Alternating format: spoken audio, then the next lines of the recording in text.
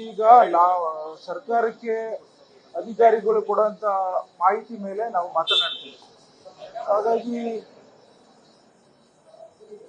ಸರ್ಕಾರಕ್ಕೆ ಮಾಹಿತಿ ಕೊಡುವಂತ ಸಂದರ್ಭದಲ್ಲಿ ಅಧಿಕಾರಿಗಳು ಏನ್ ಮಾಹಿತಿ ಕೊಡ್ತಾರೆ ಅದು ಸಂಗ್ರಹಿಸಿಕೊಂಡು ಮಾತಾಡೋಂಥದ್ದು ಮತ್ತು ಕಮಿಟ್ಮೆಂಟ್ ಎಲ್ಲ ಒಂದ್ ಕಡೆ ಜನವರಿ ಮತ್ತು ಫೆಬ್ರವರಿ 2 ತಿಂಗಳು ಕೊಟ್ಟಿಲ್ಲ ಅನ್ನೋದನ್ನ ಸ್ಪಷ್ಟೀಕರಣ ಮಾಡಿದ್ದಾರೆ ಅಂತ ಅನ್ಕೋತೀನಿ.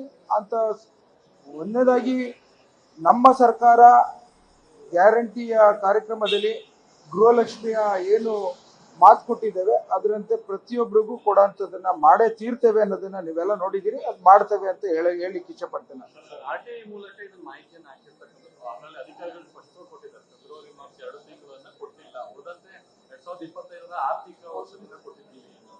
ನೋಡಿ, ನಮ್ಗೆ ದೇವಸ್ಥಾನ ಇದ್ದಂಗೆ ಅಧಿವೇಶನ ನಡೆಯುವಂತ ಸಂದರ್ಭ ಯಾರೇ ತಪ್ಪು ಮಾಹಿತಿ ಕೊಟ್ಟರು ಅವ್ರ ಮೇಲೆ ಕ್ರಮ ಜರುಗಿಸಬೇಕು. ಆ ಕಾರಣಕ್ಕೋಸ್ಕರ ಅಧಿಕಾರಿಗಳ ಮೇಲೆ ಕ್ರಮ ಜರುಗಿಸೋದನ್ನ ಸರ್ಕಾರ ಮಾಡುತ್ತೆ ಅಂತ ನಾನು ಭಾವಿಸ್ತೇನೆ. ಅಲ್ಲ, ಈಗ ಮಾಹಿತಿ ನಮ್ಮ ಮಂತ್ರಿಗಳಿಗೆ ಕೊಡೋಂಥದ್ದು ಅಧಿಕಾರಿಗಳು ಯಾವ ರೀತಿ ತಪ್ಪು ಮಾಡಿದ್ದಾರೆ ಅದನ್ನ ಪೂರ್ಣ ಒಂದು ತನಿಖೆ ಮಾಡಿ ಅದು ತಪ್ಪಾಗಿದ್ದಲ್ಲಿ ಅಧಿಕಾರಿಗಳು ಕ್ರಮ ಜರುಗಿಸಬೇಕು ಅನ್ನೋದನ್ನು ಸಹ ನಾನು ಬಯಸ್ತೇನೆ.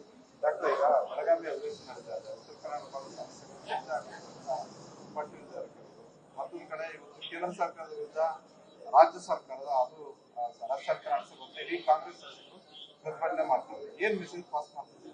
ಒಂದು, ಇವತ್ತು ಮಹಾತ್ಮ ಗಾಂಧಿ ರಾಷ್ಟ್ರೀಯ ಉದ್ಯೋಗ ಖಾತ್ರಿ ಯೋಜನೆ MNREGA ಒಂದು ಪ್ರತಿಷ್ಠಿತವಾದಂತ ಇಡೀ ಜಗತ್ತೇ ನೋಡಂತ ಭಾರತ ದೇಶಕ್ಕೆ ಗ್ರಾಮಾಂತರ ಪ್ರದೇಶದಲ್ಲಿದ್ದಂತ ರೈತರಿಗೆ ಅವರ ಬದುಕಿಗೆ ಪರ್ಯಾಯ ಮಾರ್ಗವಾಗಿ ಕೂಲಿಯ ಹಣವನ್ನು ಕೊಡಿಸುವಂತ ಒಂದು ವಿಶೇಷವಾದಂತ ಒಂದು ಯೋಜನೆ. ಅದು UPA ಸರ್ಕಾರದಲ್ಲಿ ಸೋನಿಯಾ ಗಾಂಧಿ ಮೇಡಮ್ ಅವರು ಚೇರ್ಮನ್ ಆಗಿದ್ದಾಗ ಬಡವರ ಚಿಂತನೆಗೆ ಕಾಂಗ್ರೆಸ್ ಪಕ್ಷ ಮಾಡಿದಂತ ಯೋಜನೆಗೆ ಇವತ್ತು ನಮ್ಮ ಬಿಜೆಪಿಯ ಕೇಂದ್ರ ಸರ್ಕಾರ ಏನು ಮಹಾತ್ಮ ಗಾಂಧಿ ಹೆಸರನ್ನ ಬದಲಾವಣೆ ಮಾಡಬೇಕು ಅನ್ನೋದನ್ನ ಯಾವ ರೀತಿ ದ್ವೇಷಿಸ್ತಾರೆ ಅನ್ನೋದನ್ನ ಒಂದು ಉದಾಹರಣೆ. ಆದ್ರೆ UPA ಸರ್ಕಾರದ ಪ್ರತಿಯೊಂದು ಯೋಜನೆಗಳು RTIನ ಮೊದಲು ವಿರೋಧ ಮಾಡಿದ್ರು, ರೈಟ್ ಟು ಎಜುಕೇಶನ್, ತದನಂತರ ಅಳವಡಿಸ್ಕೊಂಡ್ರು. RTI ವಿರೋಧ ಮಾಡೋರು, ತದನಂತರ ಅಳವಡಿಸ್ಕೊಂಡ್ರು. ಹಾಗೇನೆ ಆಧಾರ್ ಕಾರ್ಡ್ ನ ದೊಡ್ಡ ಮಟ್ಟದಲ್ಲಿ ಇದು ಅವಶ್ಯಕತೆ ಇಲ್ಲ, ಫ್ರಾಡ್ ಅಂತ ಹೇಳಿದ್ರು. ಈಗ ಆಧಾರ್ ಕಾರ್ಡೇ ಮುಖ್ಯವಾದಂತ ಅಂಶ ಅಂತ ಅನ್ನೋದನ್ನ ಅವರು ಅಳವಡಿಸ್ಕೊಂಡಿದ್ದಾರೆ. ಅದೇ ರೀತಿ ಇವಾಗ MNREGAನ ಅವ್ರಿಗೆ ಮಹಾತ್ಮ ಗಾಂಧಿ ಅವ್ರ ಹೆಸರಿರೋದೇ ಎಲ್ಲೋ ಒಂದ್ ಕಡೆ ನೋವಾಗಿದೆ ಅಂತ ಭಾವಿಸ್ತೇನೆ. ಮಹಾತ್ಮ ಗಾಂಧಿಗೆ ಹೊರ ದೇಶದಲ್ಲಿ ಹೋಗ್ಬಿಟ್ಟು ಮಹಾತ್ಮ ಗಾಂಧಿ ಹೆಸರನ್ನ ಬಳಸ್ಕೊತಾರೆ. ಇಲ್ಲಿ ಬಂದು ಮಹಾತ್ಮ ಗಾಂಧಿಯ ಒಂದು ಹೆಸರನ್ನ ಬದಲಾವಣೆ ಮಾಡ್ಲಿಕ್ಕೆ ರಾಮ್ ಅಂತ ತರ್ಲಿಕ್ಕೆ ಹೊರಟಿದ್ದಾರೆ, BB ರಾಮ್ ಅಂತ. ಹಾಗೇನೆ ಇವತ್ತು MNREGA ಅದು ಇರಬೇಕಾಗಿರುವಂತದ್ದು ನಾವು ಟ್ಯಾಕ್ಸ್ ಪೇಡ್ ಏನ್ ಕೊಡ್ತೀವಿ ಕೇಂದ್ರ ಸರ್ಕಾರಕ್ಕೆ ಶೇಕಡವಾರು 100% ಬಳಸ್ಕೋಬೇಕು. ಈಗ ಎಲ್ಲೋ ಒಂದ್ ಕಡೆ ಸ್ಟೇಟ್ ಗವರ್ಮೆಂಟ್ ಮೇಲೆ, ರಾಜ್ಯ ಸರ್ಕಾರದ ಮೇಲೆ 40% ಎಲ್ಲ ರೀತಿಯಲ್ಲೂ ಹೊರೆ ಹಾಕುವಂತ ಒಂದು ವಿಭಿನ್ನವಾದಂತ ಪ್ರಯತ್ನ ಕೇಂದ್ರ ಸರ್ಕಾರ ಹುನ್ನಾರ ಮಾಡ್ಲಿಕ್ಕೆ ಹೊರಟಿದೆ. ಅದನ್ನ ನಾವು ದೇಶವ್ಯಾಪ್ತಿ ಪ್ರತಿಭಟನೆ ಮಾಡ್ತೇವೆ. ಇದು ಸರಿಯಲ್ಲ, ಬಡವರ ವಿರುದ್ಧ ಇರುವಂತ ಬಿಜೆಪಿ ಸರ್ಕಾರ ಅಂತ ಹೇಳಲಿಕ್ಕೆ ಹೊರಟಿದ್ದೇವೆ.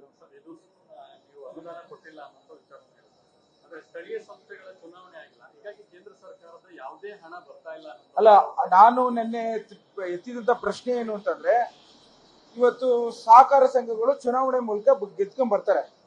ಅದೇನಾಗಿದೆ ನಿಮ್ ಗಮನಕ್ಕೆ ಇರಲಿ, ಮಾಧ್ಯಮದವರ ಗಮನಕ್ಕೆ ಮತ್ತು ಕರ್ನಾಟಕ ರಾಜ್ಯದ ಎಲ್ಲ ಜನತೆ ಹೋಗ್ಲಿ, 25% ಹೊಸಬರನ್ನ ನೋಂದಾಯಿಸ್ಕೊಳ್ಳೋಂತ ಅವಕಾಶ ಇದೆ, ಅದನ್ನ ಮಾಡೋದಿಲ್ಲ. ಒಂದು, ಆಮೇಲೆ ಸಾಲ ಕೊಡೋಂತ ಪ್ರಕ್ರಿಯೆ ಏನು ಯಾರು ಅಳುಬ್ರು ಇರ್ತಾರೋ ಅವ್ರಿಗೆ ಕೊಡ್ಕೊಂಡ್ ಬರ್ತಾ ಇರ್ತಾರೆ. ಹೊಸ ರೈತರಿಗೆ ಈಗ ಉದಯೋನ್ಮುಖವಾದಂತ ಯುವಕರಿಗೆ ಕೊಡೋಂತ ಪದ್ಧತಿ ಅಲ್ಲಿ ಫಾಲೋ ಮಾಡಲ್ಲ.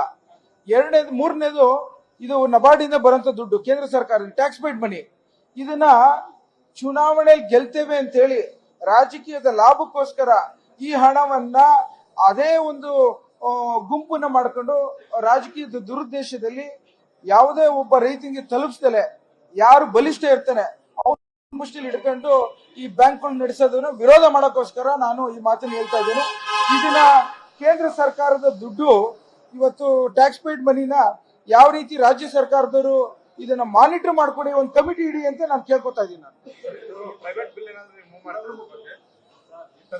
ಹೌದು, ನಾನು ಮುಂದಿನ ತಿಂಗಳಲ್ಲಿ ನಾನು ಪ್ರೈವೇಟ್ ಬಿಲ್ ಮುಂದಿನ ಅಧಿವೇಶನದಲ್ಲಿ ಪ್ರೈವೇಟ್ ಬಿಲ್ ಅನ್ನ ಮೂವ್ ಮಾಡಕ್ ಕೊಟ್ಟಿದ್ದೇನೆ. ಈಗ ನಾನು ಒಂದು ಪ್ರೈವೇಟ್ ಬಿಲ್ ಅನ್ನು ತರಲಿಕ್ಕೆ ಕೊಟ್ಟಿದ್ದೇನೆ. ಯಾವ ರೀತಿ ಅಂತ ಅಂದ್ರೆ ಮಕ್ಕಳುಗಳು 15 ವರ್ಷದ ಒಳಗಡೆ ಇರುವಂತ ಮಕ್ಕಳಿಗೆ ಸಾಮಾಜಿಕ ತಾಣವನ್ನ ಯಾವ್ದಾರ ರೀತಿಯಲ್ಲಿ IT ನಮ್ ಕಡೆ ಸರ್ಕಾರಿ ರಾಜ್ಯ ಸರ್ಕಾರದಲ್ಲಿ ಬರಲ್ಲ, ಅದನ್ನ ನಿಲ್ಲಿಸಬೇಕು, ಬ್ಯಾನ್ ಮಾಡಬೇಕು, ನಿಷೇಧಿಸಬೇಕು ಅನ್ನೋದನ್ನ ಪ್ರೈವೇಟ್ ಬಿಲ್ ಅನ್ನು ತರಲಿಕ್ಕೆ ಕೊಟ್ಟಿದ್ದೇನೆ ನಾನು.